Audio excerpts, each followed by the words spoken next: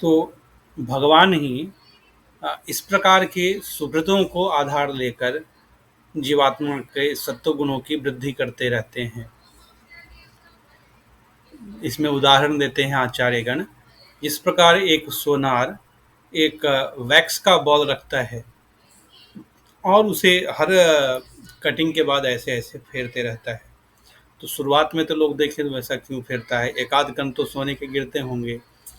किंतु ऐसे करते करते करते करते करीब जब 1 महीने बीत जाते हैं, तो 1 मास के बाद हम देखते हैं कि पूरा उसका जो वैक्स का बॉल है वो बिल्कुल चमक रहा है, अर्थात इतने उसमें गोल्ड के पार्टिकल्स पूरी तरह से उसमें आ चुके हैं। इस प्रकार से भी भगवान भी कृषक हैं। कैसी कृषि करते हैं, ऐसे ऐसे सुकृतों को चुन चुन कर, जो कि वास्तव में तो सुकृत होते भी नहीं हैं, उनको आधार मानकर जीवात्मा में सतोगुण की वृद्धि करते हैं। तो सर्वप्रथम जीवात्मा में अद्वेष आता है। अब तक तो वो भगवान के विरुद्ध था, और अब क्या है, वो भगवान से अद्वेष रखता है। ठीक है, भगवान है, हमसे पास भी नहीं जाता और द्वेष भी नहीं रखता। उसके बाद आभिमुख्यम, आभिमुख्य होता है तो भगवान के पास जाता है, साधारण सी भक्ति करता है, थोड़ा ज्ञान होता है। उसके बाद और सत्वगुण की वृद्धि होती है तो भगवान उसे साधु समागम देते हैं, कि भगवान किसी न किसी सुकृतों को ही आधार मानकर उसे धीरे धीरे धीरे धीरे उसे सुधारते जा रहे हैं। जब साधु समागम मिलता है तो भगवान कर्ण के माध्यम से उसके हृदय में प्रवेश करते हैं। उसके पश्चात जायमान कटाक्षम, जिस जीवात्मा को मोक्ष के प्रति इच्छुक बनाना हो, उसे गर्भावस्था में ही भगवान अपने ऐसे कटाक्ष से देख लेते हैं। जायमानम ही पुरुषम यम पश्येन मधुसूदन सात्विकम सदविज्ञेय सभै मोक्षार्थ चिंतक। जिसे भी भगवान अपने कटाक्ष से देख लेते हैं, वो उसी क्षण मुमुक्षु हो जाता है, अर्थात जायमान कटाक्ष के कारण उस जन्म में ही वो जीवात्मा मुमुक्षु बन जाएगा। उसके पश्चात उसे आचार्य की शरणागति आदि कराकर भगवान उसे मोक्ष प्रदान कर, उसे शरणागति करवाते हैं, उसे मोक्ष प्रदान करते हैं। तो इस प्रकार का सारा कार्य किसने किया? भगवान ने ही किया। तो आज जब मैं कहता हूँ कि भगवान को मैं उपाय के रूप में स्वीकार करता हूँ, यही शरणागति है, भगवान को मानसिक रूप से उपाय के रूप में स्वीकार करना। और आज जब हम ये कार्य करते हैं तो ऐसा नहीं कह सकते कि शरणागति मैंने की है। जैसे कि कोई व्यक्ति लगातार परीक्षा में फेल हो रहा हो, अब शिक्षक ने उसको क्वेश्चन दे दिया, ये क्वेश्चन आने वाला है अगले, सारे प्रश्न पत्र सारी रात जग के उसको सॉल्व भी कर दिए, उसको ये रटवा भी दिया, फिर वो परीक्षा में भी लिखा तो सारा गलत लिखा, फिर भी उसको जैसे तैसे कुछ भी मार्क्स देकर उसको पास कर दिया। अब ये बोला लिखा तो मैंने ही ना, तो मैंने तो परीक्षा पास किया है। तो शिक्षक बोलेंगे तुमने क्या किया, सारा कार्य तो मैंने किया है। उसी प्रकार शरणागति में भी ऐसा अहंकार नहीं रख सकते कि मैंने शरणागति किया तब भगवान ने मोक्ष प्रदान किया, क्योंकि जो भगवान के ही अनंत जन्मों के प्रयत्न का फल है, हम शरणागति करते हैं। इस कारण भगवान ही उपाय हैं। जीवात्मा जब शरणागति ही उपाय नहीं है तो कर्म ज्ञान भक्ति आदि तो जीवात्मा स्वयं अपने प्रयत्न से करता है, तो वो तो उपाय हो ही नहीं सकते। तो नमो नमः, अर्थात उपायों में मेरा कोई अन्वय नहीं है और शरणागति भी मेरे द्वारा कृत नहीं है, ये भगवत कृत है। उसके पश्चात नारायणाय नमः, आगे अगले श्लोक में देखते हैं कि नारायणाय का अर्थ है सर्वदेश सर्वकाल सर्वावस्था सर्वविध कैंकर्य करवाणी। उसमें नमः जब जोड़ते हैं, नमः मेरा नहीं, उस कैंकर्य में जो स्वार्थ बुद्धि है कि मुझे ये पसंद आया, मुझे ये रस मिल रहा है तो मैं ऐसे कैंकर्य करता हूँ, उसकी निवृत्ति मिल जाती है। हम अपने सुख के लिए भगवान का कैंकर्य नहीं करते हैं, भगवान का मुखोल्लास हो, भगवान को संतोष हो, इस कारण कैंकर्य करते हैं। तो वहाँ जाकर ऐसे खड़े होकर कैंकरे कर सकते हैं क्या? नहीं, भगवान हमें प्रसन्न देखेंगे तो भगवान भी प्रसन्न होंगे। तो भगवान की प्रसन्नता के लिए ही सारे कार्य करने हैं, सारे कैंकर्य भगवान की प्रसन्नता के लिए ही करना है। यदि कोई पूछे तुम ये कैंकर्य क्यों करना चाहते हो, तो मुझे बड़ा इसमें रस मिलता है, तो ऐसा कहे तो उस कैंकर्य में स्वार्थ बुद्धि आ गई, तो कैंकर्य दूषित हो गया। तो नाम हाँ जोड़ने पे ये मेरा नहीं है, मेरे लिए नहीं है, भगवान की प्रसन्नता के लिए है। वहाँ उस अनन्यार्घ भोग्यत्व को भी शुद्ध करता है। कौन? नमः शब्द। जब अखंड सखंड नमः जोड़ते हैं नमः। आत्मत्राणोन्मुखश्चिन नम इति पदम। और इसे 3 प्रकार के शिक्षा मिलते हैं, हमने देख लिया। अनन्यार्घ शेषत्वम, अनन्य उपायत्वम, अनन्य भोग्यत्वम, ये तीनों को ही शोधित हुआ। इससे 3 अर्थ मिले, स्वातंत्र्यम निजरक्षणम समुचिता वृत्तिश्च नान्योचिता तस्यैवेति हरेर्विविच्य कथितम स्वस्यापि नाथं ततः। तो स्वातंत्र्यम भगवान का ही है, मेरा नहीं है। तस्यैवेति हरेरेव, वो हरि के लिए ही है, हरि उचित है, मेरा नहीं है। स्वातंत्र्यम निज रक्षणम, अर्थात आत्मा का रक्षण, आत्मा के रक्षण का कार्य, उसके मोक्ष प्रदान करने का कार्य भगवान का है, मेरा नहीं। और समुचिता वृत्ति अर्थात कैंकर्य भी भगवान के लिए है, मेरे लिए नहीं है। ये 3 अर्थ प्राप्त हुए सखंड नमः से। स्वस्यापि नार्हं ततः, और मैं अपने लिए भी नहीं हूँ, अर्थात यह पारतंत्र्य अर्थ भी प्राप्त हुआ। और पारतंत्र की सीमा भूमि क्या है? भागवत शेषत्व। भगवान का तो मैं शेष हूँ, भगवान का तो परतंत्र हूँ ही, भगवान के भक्तों का परतंत्र हूँ। ये पारतंत्र की पराकाष्ठा है, वह भी नमः शब्द से प्राप्त होता है, भागवत शेषत्व। तो अब तक जो हमने पढ़ा उसका सार प्रस्तुत करते हैं तीसरे श्लोक की शुरुआत में। अकारार्थायै स्वम, ये प्रणव का अर्थ है। अकारार्थायै, अकार अर्थात भगवान, अकारार्थाय अर्थात लुप्त चतुर्थी, ये अर्थात उकार, स्वम अर्थात म, अ आय उ म, तीनों के अर्थ आचार्य ने दे दिए। अकारार्थायै स्वम, ये स्वम अर्थात ये जो शेषभूत आत्मा है, ये आत्मा किसका है? अकारार्थ के लिए ही है, भगवान के लिए ही है। मह्यम न, अहम अथ मह्यम न, ये नमः शब्द का अर्थ आ गया। अहम मह्यम न, मैं मेरे लिए नहीं हूँ, मैं मेरा नहीं हूँ, ये अर्थ मिलता है न मह, अखंड नम, सखंड नमः से।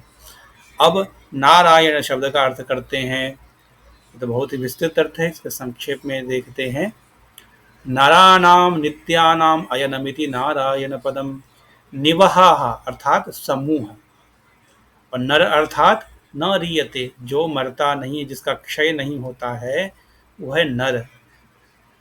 और नरों का समूह क्या हो गया? निवहाः, नाराः, नार। और नाराणाम, उन नारों का भी समूह। उन नार में क्या क्या आते हैं, इसकी विस्तृत व्याख्या हमने देखा। भगवान के कल्याण गुण आ जाते हैं, और भगवान का दिव्य मंगल विग्रह, भगवान का दिव्य देह आ जाता है, भगवान की महिषियाँ सभी नित्य सूरी, परम व्योम वैकुंठ, और अचित संसार, बद्ध जीवात्मा, मुक्त जीवात्मा, नित्य जीवात्मा, ये सभी नाद में आते हैं। अर्थात भगवान के स्वरूप से व्यतिरिक्त जो भी है वो सभी नाद में आते हैं। उन सभी का आधार कौन है? भगवान है। नारों के आधार भगवान है। नाराणाम अयनम, अर्थात ये बहिर्व्याप्ति, जैसे आकाश में सभी वस्तुएं हैं, इसलिए सभी जीवात्मा भगवान के अंदर हैं, ये बहिर्व्याप्ति है। और नारः अयनम यस्य सः, ये बहुव्रीहि समास से नार जिसके अयन है। भगवान किसके अंदर वास करते हैं? भगवान का आधार कौन है? जीवात्मा। अंतः प्रविश्य शास्ता जनानां सर्वात्मा कर्तारमेतत्। वो अंदर प्रवेश करके वो सर्वात्मा बन जाते हैं, सबके अंतरात्मा बन जाते हैं और वही करता है। इस प्रकार अंतर्यामी होने के कारण भगवान कहाँ निवास करते हैं? जीवात्मा में। तो अंतर्व्याप्ति भगवान का, अंदर होकर के आधार देते हैं, उसका नियमन करते हैं। कोई भी वस्तु क्यों कहते हैं? क्योंकि भगवान का वहाँ वास होता है, तभी वो वस्तु बनता है। यदि भगवान अंतर्यामी के रूप में किसी भी वस्तु के अंदर न रहें तो उस वस्तु का अस्तित्व ही नष्ट हो जाएगा। आत्मा का अंतर्यामी भगवान न रहे तो आत्मा का अस्तित्व ही नष्ट हो जाएगा कदाचित, किंतु भगवान तो हमेशा ही अंतर्यामी होते हैं। तो जीवात्मा को अंतर्यामी होकर आधार देते हैं, तभी जीवात्मा का स्वरूप है। तो ये दूसरा अर्थ। और अयन का अर्थ उपाय भी होता है, अयन का अर्थ उपेय भी होता है। ये हम देख चुके हैं कर्मणि व्युत्पत्ति से और सप्तमी व्युत्पत्ति से। तो नारों के उपाय कौन है? नारायण। नारों के उपेय कौन है? नारायण। एक और अर्थ मिलता है सकल गुण पूर्ण नारायण शब्द से ही। किस प्रकार? क्योंकि नार में हमने देखा ना भगवान के कल्याण गुण, दिव्यात्म गुण, भगवान के दिव्य विग्रह के जो गुण है, कांति, सौकुमार्य, लावण्य आदि, ये सभी गुण किस में आते हैं? नारद शब्द में आते हैं। उन सब का आधार कौन है? नारायण। तो सभी गुणों के आधार हैं नारायण। सकल गुण पूर्ण अर्थ भी नारायण शब्द में आता है। सकल विद बंधु कौन है? नारों के सकल विद बंधु नारायण हैं। ये अर्थ भी आ सकते हैं। इस प्रकार अनेक प्रकार के अर्थ नारायण शब्द से मिलते हैं। इसके बाद यमाहास्मै कालं सकलमपि सर्वत्र सकलासु अवस्थास्वाविस्यु मम सहज कैंकर्य विधयः। अब आय शब्द का अर्थ बताते हैं, अर्थात भगवान के लिए ही सकल अर्थात सभी कैंकर्य। ऐसा नहीं कह सकते कि मैं पुत्र भाव में सेवा करता हूँ, मेरी रुचि तो पुत्र बनने में है, अर्थात यहाँ स्वार्थत्व आ गया ना। हमारी रुचि है इसलिए हम ऐसा करना चाहते हैं। हमारा स्वरूप क्या है? सकल कैंकर्य, सर्वविध कैंकर्य, सर्वावस्था कैंकर्य करना। अर्थात हम जाकर क्या कहते हैं? कैंकर्य प्रार्थना करते हैं, भगवान मुझे कैंकर्य दो। ऐसा नहीं कहते हैं भगवान मुझे ये कैंकर्य दो, मुझे इसमें रस मिलता है, ऐसा नहीं कह सकते। तो हमारे संप्रदाय में ऐसा नहीं है। तो सकल कैंकर्य सर्वत्र, ऐसा नहीं कि घर में करूँगा ऑफिस में जाकर नहीं करूँगा, अभी करूँगा भविष्य में नहीं करूँगा, सुबह कर लिया और फिर शाम को करूँगा, बीच में नहीं करूँगा। सर्वत्र और सर्वकाल, सभी काल में, सभी देश में, सभी प्रकार से, सभी अवस्था में। अर्थात भगवान शयन कर रहे हैं रंगनाथ भगवान के रूप में, त्रिविक्रम भगवान के रूप में चलायमान हैं, वेंकटेश भगवान के रूप में ऐसे खड़े हैं। और भगवान की हर एक अवस्था में मैं सहज कैंकर्य विधय, मैं स्वाभाविक कैंकर्य करूँगा। ऐसा नहीं एक होता है फोर्स्ड, तुम्हें ये करना ही है, बंधुआ मजदूर की तरह। सहज कैंकर्य अर्थात अपने स्वरूप को समझकर कि मेरा स्वरूप क्या है? अनन्यार्घ भोग्यत्वम, मैं भगवान का शेष हूँ। शेष होने के कारण कोई भी शेष कब होगा? जब वो कैंकर्य करेगा। यदि कोई घर में बैठकर अपने शेषत्व का अनुसंधान करे तो पाखंड ही होगा। शेषत्व का अर्थ ही क्या है? जो कैंकर्य करेगा, जो परार्थत्वात्, जो पर के अर्थ में कुछ कार्य करेगा, वही तो शेष है। परगत अतिशय आधानेच्छया उपादेयत्वम शेषत्वम, भाष्यकार कहते हैं। तो अतिशय प्रदान करने का अर्थात उनको संतोष प्रदान करना। तो सहज कैंकर्य अपने स्वरूप को समझकर सभी प्रकार का कैंकर्य करेगा। और उसमें जब नमः जोड़ते हैं तो क्या मिलता है? नमः। ये कैंकर्य भी मेरे लिए नहीं है, एकमात्र भगवान की प्रसन्नता के लिए मैं सारे कार्य कर रहा हूँ। इससे मेरे अपना कुछ उसमें संबंध नहीं है। और अगले श्लोक में उसके प्रैक्टिकल एप्लीकेशंस बताते हैं। देहासक्तात्मबुद्धिर्यदि भवति पदम साधु विद्या तृतीयम। यदि देहासक्तात्म बुद्धि हो, अर्थात आत्म अर्थात मैं शब्द का अर्थ देह समझे, अर्थात मैं सुखी होना चाहता हूँ, तो क्या समझता है? शरीर को सुखी सुखी रखना है। मैं अपने भविष्य की चिंता करता हूँ, अर्थात वो अपने देह के भविष्य की चिंता करता है। ये मेरा है, ये मेरा है। ये जो भी अहंकार और ममकार है, ये मैं शब्द का अर्थ हम शरीर को समझते हैं। जब ऐसा हो तो क्या करना चाहिए? मकार का ध्यान करें। तृतीयम कौन है? मकार, प्रणव का तृतीय। मकार से क्या अर्थ वो समझेगा?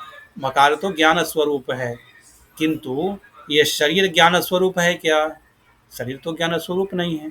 शरीर से जब आत्मा निकल जाती है तो क्या ये कुछ ज्ञान रह पाता है? कोई ज्ञातृत्व होता है क्या?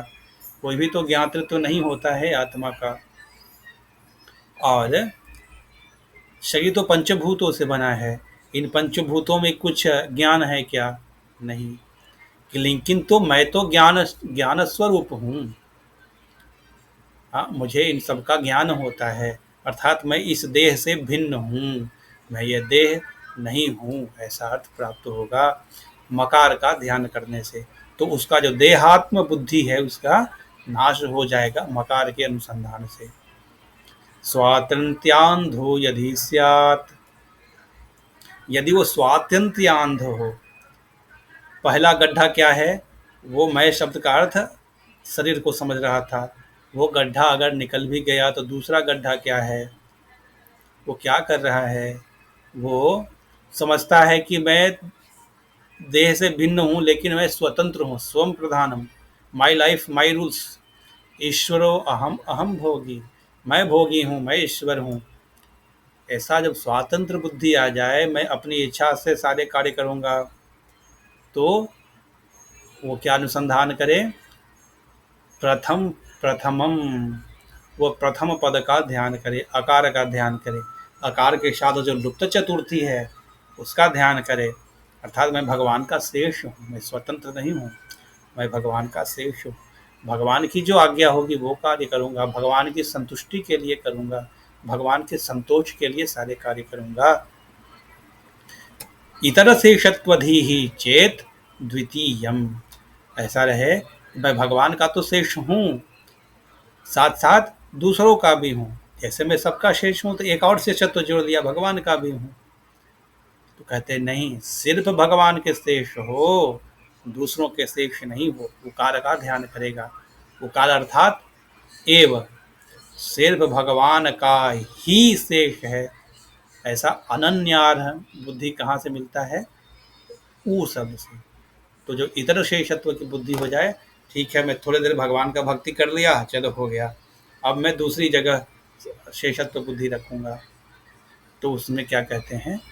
उकार का अर्थ ध्यान करें। उकार के अर्थ का ध्यान करने से इतर शेषत्व बुद्धि का नाश हो जाएगा। उसके पश्चात आत्मत्राणोन्मुखश्चेत नमः इति च पदम। जब आत्मत्राण का विषय आए, अरे मैं तो भगवान का शेष हूँ, मुझे भगवान का कैंकर्य करना है, किंतु संसार में तो कैंकर्य में बाधा उत्पन्न होता है, मुझे तो नित्य कैंकर्य चाहिए, वैकुंठ जाकर ही तो मैं कैंकर्य कर सकता हूँ, बाधा रहित कैंकर्य। तो मैं वैकुंठ कैसे पहुँचूँगा? अरे चलो मैं कर्म योग करता हूँ, अरे मैं ज्ञान योग भक्ति योग करता हूँ। तो इस अवस्था में वो नमः शब्द का ध्यान करेगा।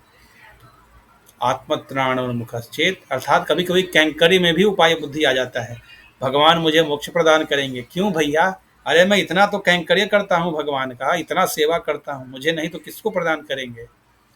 तो जो कैंकर्य क्या है? पुरुषार्थ है, उसे उपाय मान लिया। तो इन सभी बुद्धि होने पे क्या कहेंगे? नमः शब्द का ध्यान करें। इन सभी उपायों में मेरी कोई वृत्ति नहीं है, नमः इसमें मेरा नहीं है, ये भगवान ही उपाय हैं। बांधवाभास लोलः यदि भवति तब शब्दम नारायणाख्यम साधु विद्यात्।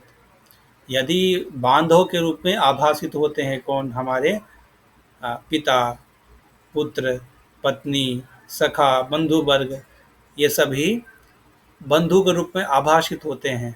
आभाषित क्यों कहा गया? क्योंकि निरुपाधिक बंधु तो एकमात्र भगवान ही हैं। ये सभी बंधु कर्म सापेक्ष हैं। इस जन्म के कर्म के अनुसार, अगले जन्म के कर्म, पूर्व जन्म के कर्म के अनुसार कर्म सापेक्ष कई लोग हमारे बंधु बने हैं। भगवान कर्म सापेक्ष हैं क्या? नहीं, भगवान तो सर्वकाल में हमारे बंधु हैं, वो निरूपाधिक बंधु हैं। किंतु इनमें ही अगर लौल्यम हो जाए, अर्थात तेसु लोलह, अर्थात आसक्ति उत्पन्न हो जाए, बंधु बांधवों में, पुत्र में, पत्नी में आदि में आसक्ति उत्पन्न हो जाए, जहाँ जहाँ आसक्ति तहाँ तहाँ दुख, तो वो दुख में है। क्यों? क्योंकि बांधवों में आसक्ति है, उन्हें अपना मान लिया, यही मेरे बंधु हैं। तो नारायण आख्यम, आख्यम अर्थात नारायण नाम का जो शब्द है उसका अनुसंधान करें। क्योंकि जिन्हें मैं अपना बंधु समझ रहा हूँ, वास्तव में मेरे बंधु तो नारायण हैं। और पुत्र से जो सुख मिलता है, पत्नी से जो सुख मिलता है, भाई बंधु माता पिता से जो सुख मिलता है, वो सभी तो मुझे नारायण से प्राप्त होते हैं, निरूपाधिक रूप से प्राप्त होते हैं। अन्यत्र जो जो सुख प्राप्त होता है वो तो दुख मिश्रित है। जिसे पुत्र से सुख मिलता है उससे दुख भी मिलता है, हाँ, जिसे पत्नी पिता आदि से सुख मिलते हैं उनसे दुख भी मिलते हैं। किंतु नारायण तो ऐसे हैं जिनसे हमारा स्वाभाविक संबंध है, उनसे जुड़ने पे तो हमें सुख ही प्राप्त होता है। तो नारायण शब्द सकल विद बंधु माता पिता सुहृद गति नारायण, ये सभी नारायण ही हमारे बंधु हैं। मातृदेवो भव पितृदेवो भव, इसकी व्याख्या आचार्य कैसे करते हैं? देव ही माता है, देव ही पिता है, वही हमारे सकल विद बंधु हैं। तो नाराणाम अयनम से नारकों के अयन, अयन का अर्थ अर्थात बंधु वर्ग ले लें तो नारों के बंधु वर्ग नारायण ही है। नारायण शब्द का यदि वो अनुसंधान करेगा तो उसका बांधवाभास लौल्यम नष्ट हो जाएगा।